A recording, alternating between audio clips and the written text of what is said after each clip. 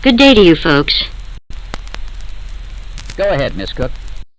So many years ago, I did indeed shake the hand of Mr. Abraham Lincoln, our great 16th president. It is also true that I bore witness to his famous Gettysburg Address. I'm here to tell you the story of that day.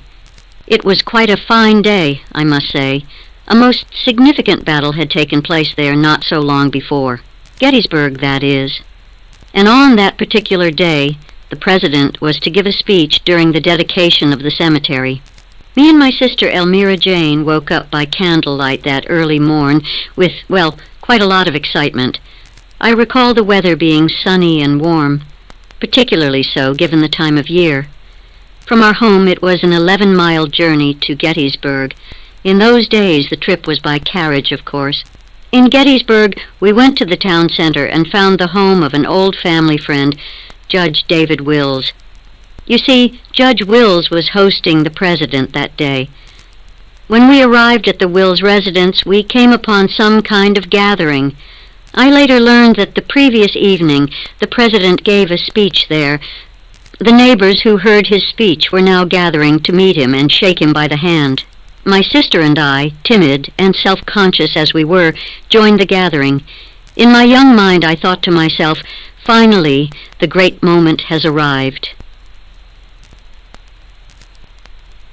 It was November 19th, 1863, in the parlor of Judge David Wills's home in Gettysburg, that I shook hands with President Lincoln. His height, oh my, I myself am a mere 5'2". He was indeed a tall fellow, so tall that he bent over to clasp my hand, making mine seem quite small in comparison. Without words, he offered a gentle smile from above. From there he moved on to my sister, who, based on the expression on her face, was even more awestruck than me. We later ventured to the cemetery before the president's procession began.